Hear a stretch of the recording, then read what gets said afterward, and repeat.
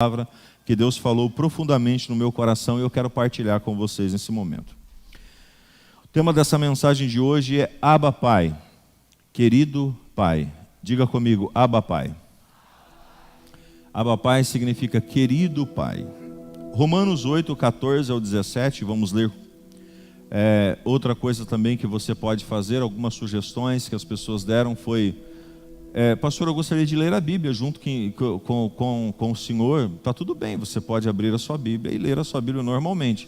Eu, por exemplo, sou um líder facilitador, então por isso que eu peço para colocar no telão. De repente a pessoa tem dificuldade, ou a pessoa então é nova, convertida, não consegue achar. Eu peço para colocar todos os textos no telão para ficar mais fácil. Mas você que quer acompanhar na sua Bíblia também, está tudo bem, está tudo em paz, tá bom? Vou estar lendo na versão fácil de ler.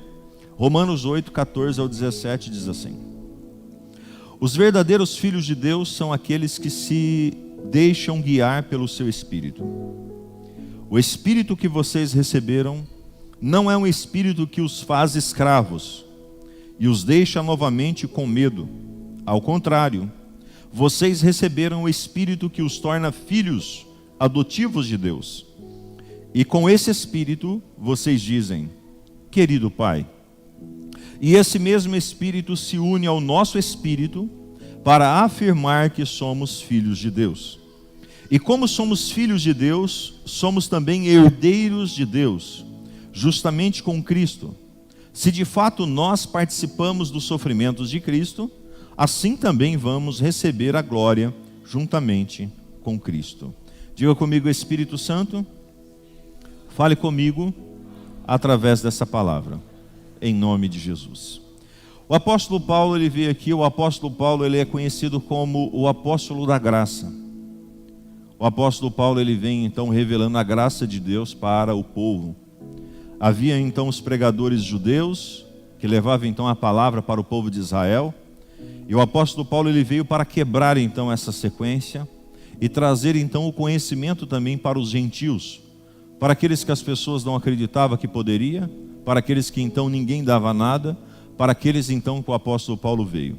O apóstolo Paulo, ele era um erudito, ele tinha então um entendimento muito amplo e vasto de todos aqueles processos então que ele poderia fazer. E nós então percebemos quão o apóstolo Paulo foi feliz em suas colocações e em seus posicionamentos em cada uma das etapas e em cada um dos momentos. Foi muito importante a história e a mensagem do apóstolo Paulo para o povo. E ele escrevendo então aos romanos, um povo difícil, um povo que então agia então de forma complicada, um povo que mandava matar, um povo que matava assim de uma forma muito fácil. E ali o apóstolo Paulo começa a liberar então palavras, a ensinar então a vida daquelas pessoas. E aqui então ele traz esse conhecimento para a nossa vida, que nós vamos extrair alguns pontos importantes desse fato. O primeiro ponto importante que eu quero extrair desse texto que eu acabei de ler para você é que nós recebemos um Espírito. Cada um de nós recebemos um Espírito. Nós então temos o nosso espírito humano, que é o fôlego da vida, que Deus então sopra em nós quando a concepção então acontece, quando o pai e a mãe, então ali ao momento da concepção, do ser humano, naquele instante, Deus sopra o fôlego da vida, e aquele fôlego da vida então vem junto conosco, que é então o conhecimento, é a sabedoria, é o discernimento, é o próprio Deus dentro de nós através do seu fôlego. Mas o passo então vai acontecendo, que nós então vamos crescendo, e dali então por diante, o Espírito então ele chega em nós. Agora, qual Espírito chega em nossa vida? Todos nós temos um Espírito. Todos nós somos guiados por um Espírito. Segundo ponto que eu entendo aqui, que nós precisamos ser guiados pelo Espírito. Agora, se temos um Espírito e somos guiados por um Espírito, qual é esse Espírito que nos guia? Qual é esse Espírito então que nós temos dentro de nós? Alguns têm o espírito do vício, outros têm o espírito da briga, outros têm o espírito da sensualidade, outros têm o espírito então, e tantos outros mais. Quando você olha então pessoas que geram e que vivem então problemas sobre a sua vida, é porque ele é tomado por um espírito. Veja, não tem lógica nós então aceitarmos que uma pessoa vai então viver sendo escravo, né, de um vício, de uma enfermidade, de um problema ou de tantas outras coisas mais. Isso não é um espírito. Não é um espírito que está prendendo a pessoa. Não é o espírito que está amarrando então a pessoa. Pessoas que não conseguem se dar bem no relacionamento, pessoas que se casam e descasam, pessoas então que vivem com uma pessoa, depois vivem com outra, saem com uma pessoa aqui, saem com outra lá, vivem então nas drogas, na bebida, na prostituição e tantas outras coisas mais. Nós então entendemos que isso é um espírito que age na vida da pessoa ou não? Nós entendemos que há um espírito que age. Então nós temos um espírito e esse espírito guia a nossa vida. O espírito que você tem guia a sua vida. Se você for uma pessoa então guiada pelo Espírito de Deus, o Espírito de Deus vai guiar a sua vida.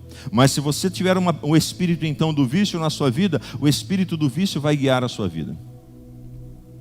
Eu estou com uma irmã minha, nós passamos por um momento bastante difícil essa semana, esse mês, a pastora ainda falando que um mês Deus mudou muitas coisas na vida dela, porque a mãe dela teve um segundo AVC, está então numa situação bastante delicada, a Vera, temos orado por ela, temos então clamado pela vida dela, eu peço para que você ore por ela. E essa semana então minha irmã, ela então sofreu também um AVC, uma parada cardíaca e trombose, tudo junto assim. Foi assim um baque, o negócio então travou.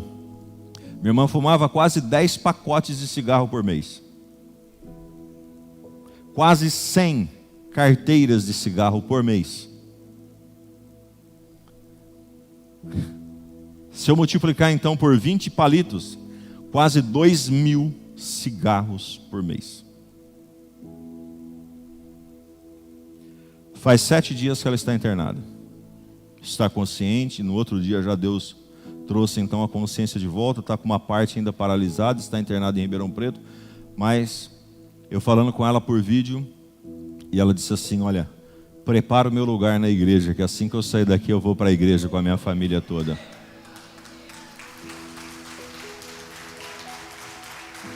E ela disse assim, eu não tenho mais vontade de fumar. O vício é um espírito, e esse espírito tem que bater em retirada da nossa vida. Esse vício não pode guiar você. Esse espírito não pode guiar você. Essa situação não pode guiar você. Você não pode aceitar então as coisas que esse mundo então tem para a sua vida. Terceiro ponto que eu extraio daqui, que o espírito que recebemos não nos deixa escravos e nem com medo. O espírito da qual nós recebemos, ele não nos deixa escravos, nem com medo. Ele nos torna livres. Libertos então totalmente da situação, totalmente então das circunstâncias, totalmente então dos problemas. Irmãos, se Jesus nos liberta, verdadeiramente nós somos livres, aleluia. Nós somos livres e nós não vamos voltar mais às práticas então de outrora, porque nós temos um Pai e Ele é o nosso papai, o nosso Pai querido, o nosso querido Pai. Você pode dizer, querido Pai, aleluia. Eu não sei, irmãos, o que você precisa, não sei qual é o espírito que está guiando você, não sei qual a dificuldade que está no seu caminho, mas eu quero te dizer que esse querido Pai, Ele quer então te libertar. O Deus, Ele não trouxe um espírito de escravidão que prende você, que coloca você então em uma caixa, deixa você então escondido. Não, Ele é um espírito que nos deixa então livres para tomarmos então as nossas decisões, e essa liberdade que nós então tomamos a decisão muda tudo em nossa vida e em nossa gestão. Quarto ponto que eu aprendo nesse texto, que Ele nos tornou filhos pela graça. Diga comigo, graça. O que é graça? O favor não merecido. Eu não mereço, mas Ele me deu então o direito. Então Ele me deu o direito de chamar Ele de querido Pai. Você sabia que antes de Jesus, ou melhor, antes dali então Jesus morrer e ressuscitar, todas as pessoas que criam em Deus acreditavam que era só para os judeus que Jesus então voltaria? que Deus era só para o povo judeu, que o povo gentil, que o povo então que não estava, não era então ali de Israel, não teria direitos. É como nós hoje. Quantas pessoas que estão dentro da igreja já teve as suas vidas mudadas, já teve as suas vidas transformadas, já teve as suas vidas libertas, mas olha para a situação e fala assim, não, Deus não pode tocar na vida daquele ali, aquele está perdido, aquela está perdida. E as pessoas estavam dessa maneira, elas estavam pensando dessa forma, a ponto de então o apóstolo Paulo começar a mostrar o evangelho da graça, o favor não merecido, aquilo que eu e você não temos então, nós não podemos fazer, nós não podemos comprar, nós não podemos então, ou melhor, nós não tínhamos o direito e o acesso, mas o Senhor, através do sangue dele, derramado na cruz do Calvário, nos deu esse direito, nos deu esse prazer, nos deu essa oportunidade de sermos então filhos. Eu quero ler para você duas passagens, Deus colocou em meu coração essas duas passagens e eu quero ler para você. A primeira passagem é da mulher cananeia, está em Mateus 15, 21 a 28, que diz assim, Jesus partiu daquele lugar e se dirigiu para a região das cidades de Tiro e de Sidom. Uma mulher cananeia que morava naquela região se aproximou dele e começou a gritar, dizendo, Senhor, filho de Davi, tenha piedade de mim, minha filha está possuída por um demônio e sofre terrivelmente. Jesus, porém, não lhe respondeu nada. Seus discípulos então se aproximaram dele e lhe disseram, mande essa mulher embora, pois ela vem gritando atrás de nós. Jesus então lhe disse, eu fui enviado somente às ovelhas perdidas do povo de Israel. Mas a mulher, tendo se aproximado, se ajoelhou diante dele e lhe disse, ajuda-me, Senhor. Em resposta, Jesus lhe disse, não está certo tirar a comida dos filhos para dá-la então aos cachorrinhos. Mas a mulher lhe disse, isso é verdade, Senhor. Porém até os cachorrinhos comem das migalhas que caem da mesa de seus donos. Ao ouvir aquilo, Jesus lhe disse, a sua fé é grande, Senhora. A sua fé é grande, Senhora. Que seja feito o que a senhora deseja. E naquele mesmo momento, a sua filha ficou curada. Essa primeira história que eu quero dizer para você era uma mulher cananeia, uma mulher que não teria então a condição para receber o milagre. Ela não era então, não fazia parte daquele rol, não estava no meio dos discípulos, não estava então no meio do povo de Deus. Mas aquela mulher tinha algo, ela entendeu o processo da graça. E ela chega então diante do Senhor e ela indaga. Jesus, os discípulos queriam enxotar ela.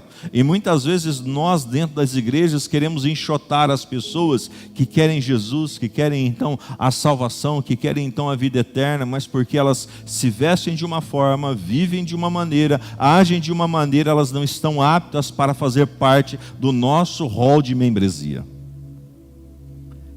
Há 4 anos atrás, quando nós conhecemos a Rede Inspire, 3 anos e meio atrás, que nós então fomos para São José, e a primeira mensagem que nós ouvimos do pastor Carlito Paz, ele dizendo a seguinte coisa, poxa, tem pessoas que olham para algumas pessoas que têm cabelo roxo, que têm cabelo vermelho, têm cabelo azul, dentro da igreja, e falam, nossa, mas essa pessoa parece que não tem Deus, mas se esquecem daqueles que têm o seu cabelo, mas pintam eles de preto, e pintam eles então de castanho. Tudo não é tinta, não se pintam tudo, por que então fazer acepção de uma pessoa de outra pessoa? Olha para o irmão que está do teu lado, diga assim, se preocupe com a tua vida. Diga para o irmão que está do teu lado, Jesus é o Jesus da graça, aleluia. Ele quer salvar todas as pessoas. Diga para ele ou para ela, se preocupe com a tua vida. Aleluia, não sei porquê, mas Deus está mandando eu falar isso para você cuidar da tua vida, para você cuidar da tua salvação, porque enquanto você estiver olhando para a vida de outras pessoas, você pode perder a sua salvação.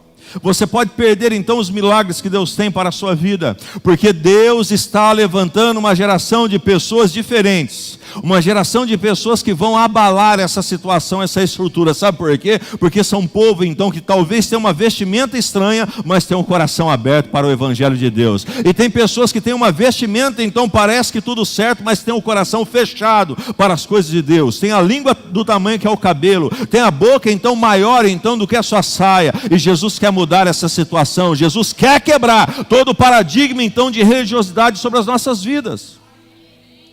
Jesus então ele pega a mulher cananeia e diz assim para ela assim: mulher, a sua fé é grande, a sua fé é grande, pode voltar. E naquele momento que ela volta, a filha dela está curada. A segunda história que eu quero falar com você é sobre o centurião, que Jesus curou o servo, que está em Mateus 8:5. Quando Jesus entrou em Cafarnaum, um oficial romano se aproximou dele e lhe implorou. Um oficial romano, hein? Presta atenção. Se aproximou-se dele e implorou: Senhor, o meu servo está em casa de cama, sem poder então mexer e sofrendo dores horríveis. E Jesus lhe disse: eu vou lá curá-lo. O oficial romano então lhe disse: eu não sou digno de que o Senhor entre na minha casa. Dê apenas uma ordem ao meu servo que ele ficará curado. Digo então isso, pois também tenho superiores que me dão ordens, e soldados a quem eu dou ordens. Eu digo a um vá, e ele vai, e a outro venha, e ele venha. Da mesma forma digo ao meu servo: faça isso, e ele faz. Quando Jesus ouviu isso, ficou admirado, e disse aos que o acompanhavam: digo a vocês que nem mesmo entre o povo de Israel achei alguém com tamanha fé, com tanta fé. E lhe digo ainda mais: muitas pessoas virão do leste e do oeste, e tomarão os seus lugares à mesa do reino de Deus, juntamente com Abraão, com Isaque e com Jacó. E aquelas pessoas a quem esses lugares pertenciam anteriormente serão lançadas para fora da escuridão, onde irão chorar e ranger os seus dentes. Depois Jesus disse ao oficial: vai para a sua casa, seja feito conforme a sua fé. E nesse mesmo momento o seu servo foi curado. O segundo homem então, um oficial romano: seu servo está curado. Mas a fé daquele homem era tão grande que ele não precisava de coisas diferentes para ele poder entender que Jesus estava falando. Ele disse para Jesus: basta apenas uma palavra.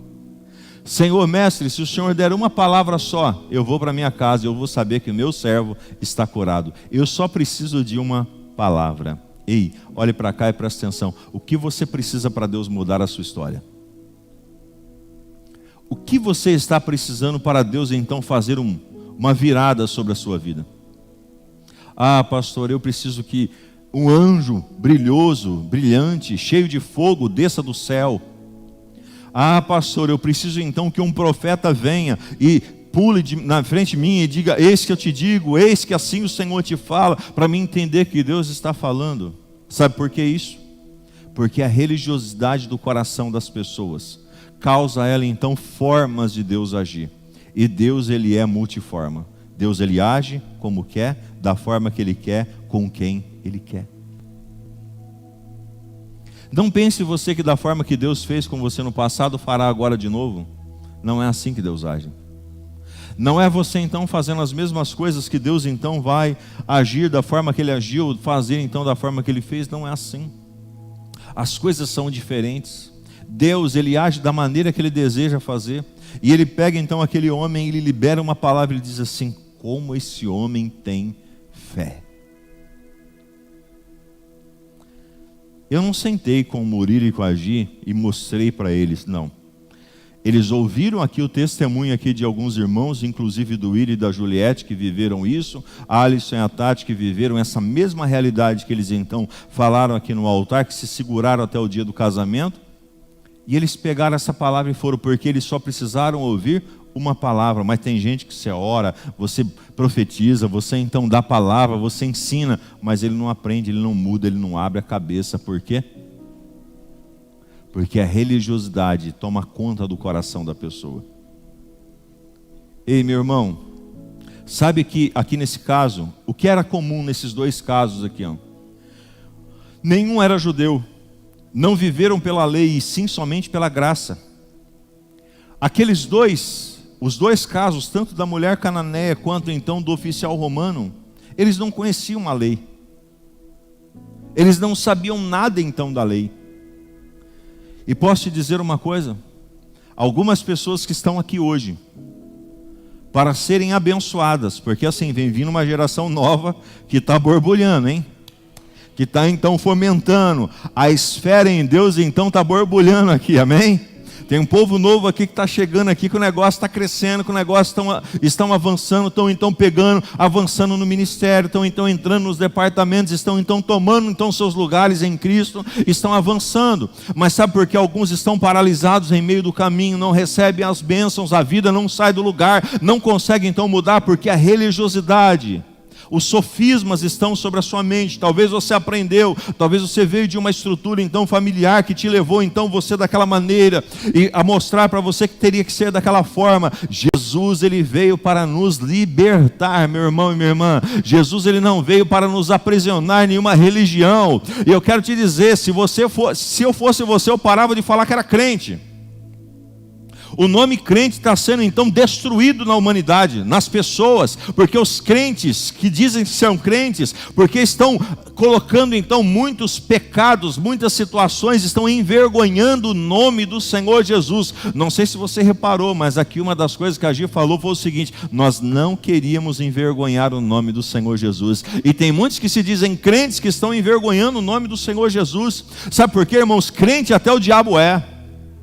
Olha para o seu irmão e diga assim: eu não sou crente não. É difícil falar isso, né, irmão? Mas eu vou quebrar você agora. Fala para o seu irmão aí: eu não sou crente não.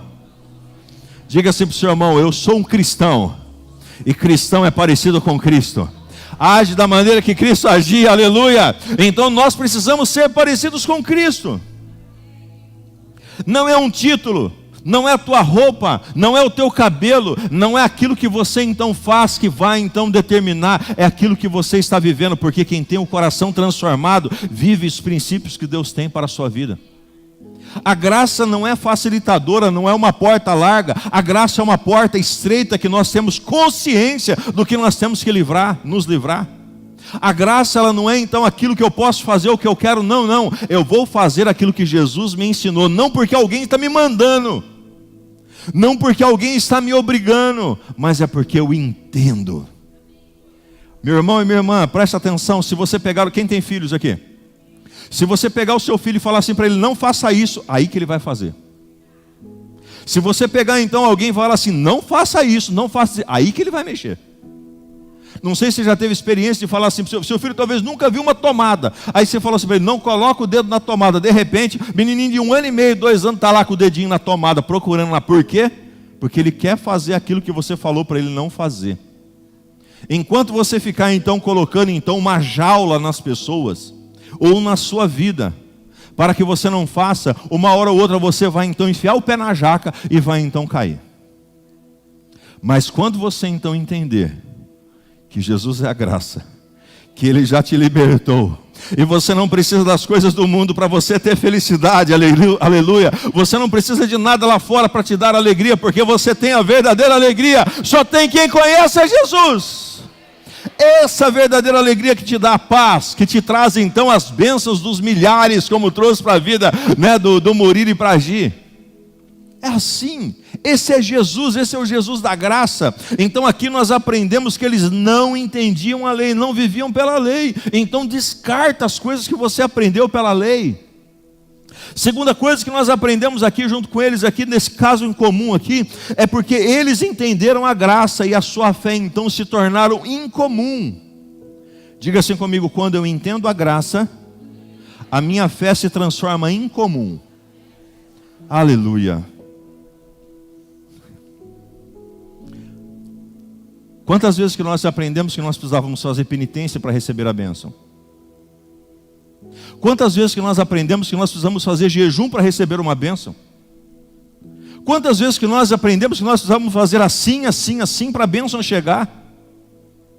É graça. A bênção de Deus pode chegar na sua vida agora. Conversei com um pastor esses dias atrás, tem mais ou menos alguns meses, e ele disse assim: pastor, chegou uma pessoa na igreja, e eles tinham cheirado a noite inteira. Decidiram se batizar. As pessoas ficam todas escandalizadas com isso, pastor. Vai batizar 2 pessoas que cheiraram a noite inteira, se batizaram. Não pararam de cheirar na primeira semana.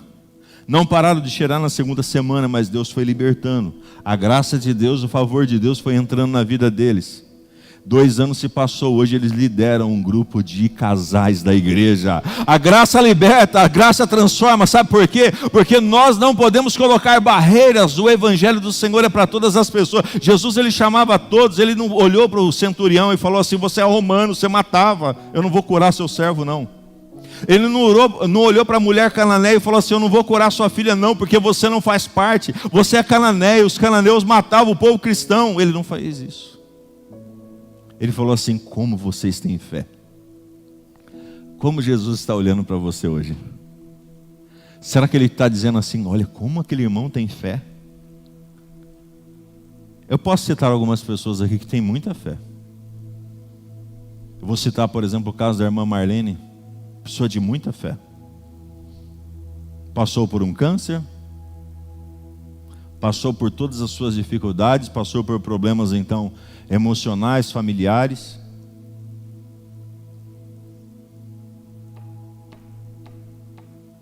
Senhor, eu te adoro, não pelo que o Senhor está me dando, mas por aquilo que o Senhor é. Olha para o seu irmão e diga assim: Deus quer mudar a sua vida. Quinta coisa que eu aprendo nesse texto que nós falamos de Romanos: nós somos herdeiros. Olha para o seu irmão e diga assim: nós somos herdeiros. Nós não tínhamos nada, mas Jesus então morreu, nos dando então o direito de ser herdeiros, herdeiros dele, herdeiros da graça dele, do favor dele, daquilo que ele tem. Nós somos herdeiros. Gálatas 4:1 diz assim: o que eu quero dizer é que enquanto o herdeiro é criança, acabei de apresentar o Gael aqui, ó. Ele não é diferente do escravo.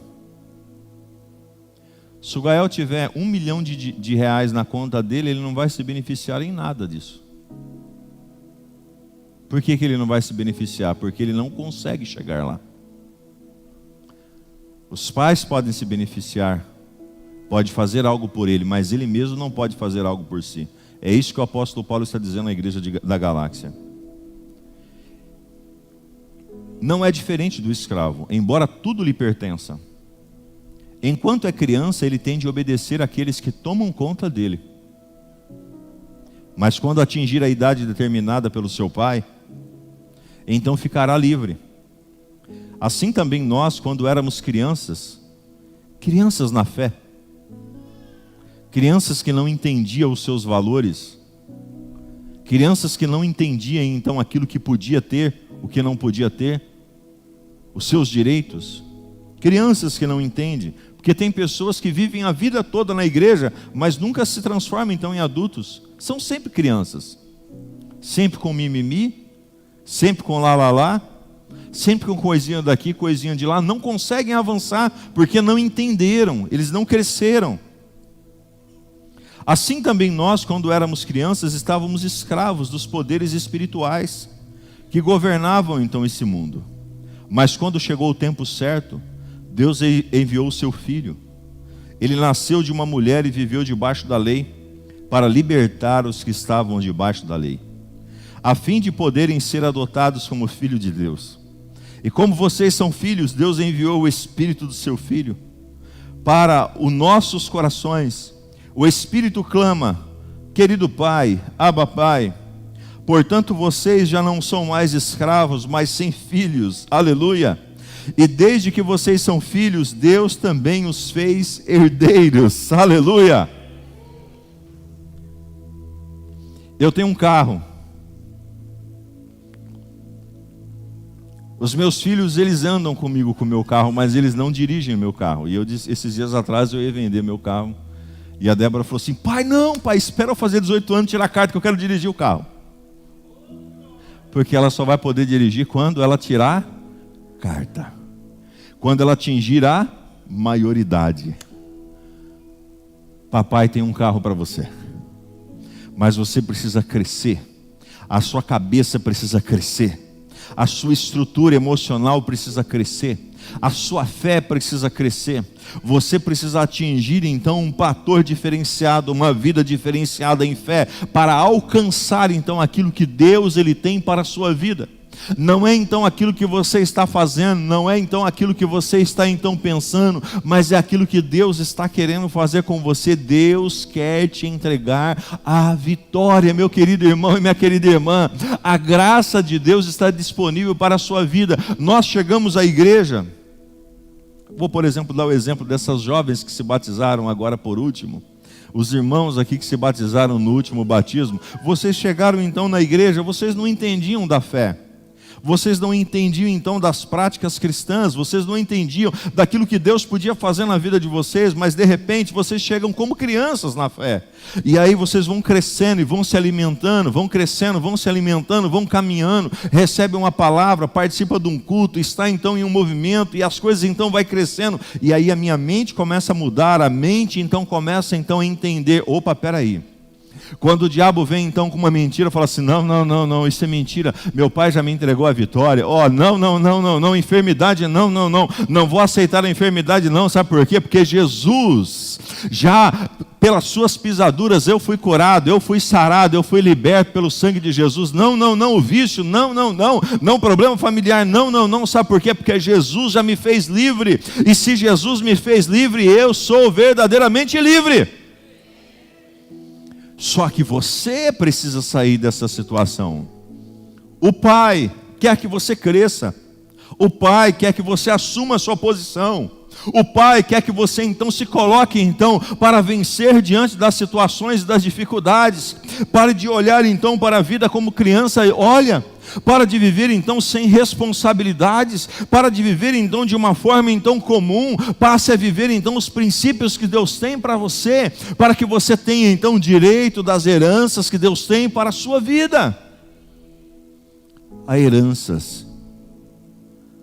E o dono dessas terras morreu. Jesus morreu para que você pudesse então ter o direito. E aí então a Bíblia diz que ele por cima ele ressuscitou, está sentado então à direita do Pai e enviou o Consolador para falar assim, você tem direito. Você não precisa ser um advogado para entender então das leis, você sabe quais são os seus direitos. Você sabe que ninguém pode fazer isso ou aquilo outro com você, porque existem os seus direitos, direitos humanos, direitos civis, direitos trabalhistas e etc e tal. Mas existe também o direito da palavra do Senhor. E a palavra do Senhor está dizendo que você é herdeiro de todas as coisas. E o Senhor te fez livres para poder então avançar, romper e viver cada uma das direções e dos objetivos no nome de Jesus. Diga assim comigo, aleluia. Já não sou mais menino. Olhe para o seu irmão e diga assim, você não é mais um menino na fé. Diga para ele ou para ela, assuma sua posição de filho nessa manhã, em nome de Jesus. Como adulto espiritual, para vencer então as batalhas no nome de Jesus. O adulto olha então para o diabo e fala assim, diabo, você vai ter em retirada da minha vida em nome de Jesus. Diabo, você não vai ficar mais na minha casa em nome de Jesus. Diabo, você não vai ficar mais na minha família em nome de Jesus. Diabo, você não vai mais ficar na minha finança em nome de Jesus. Eu vou viver as promessas de Deus para a minha vida. É isso que nós temos que fazer. E eu encerro essa mensagem lendo com você 1 Coríntios 13, versículo 11. Quando eu era criança, falava como uma criança, pensava como uma criança, raciocinava como uma criança. Quando cheguei a ser homem, deixei de lado as coisas de criança. Olhe para o seu irmão e diga assim, deixe de lado as coisas de criança. Jesus quer mais para a sua vida. Pastor, o que você está querendo dizer? Qual é então a essência dessa mensagem? A essência dessa mensagem é simples. Olhe para mim, preste atenção e eu encerro aqui. Quando o apóstolo Paulo ele olha para os romanos, ele mostra para o povo romano, olha, verdadeiramente nós não tínhamos o direito. Nós não poderíamos. Irmãos, olha para a nossa vida. Você acha que nós, o tanto de coisas que nós já fizemos errado na vida, tanto de situações que nós já passamos já, você acha que nós teríamos direito de chegar diante de Deus? Não teríamos. A Bíblia diz que havia um véu. O véu então fechava o lugar santo e do lugar público.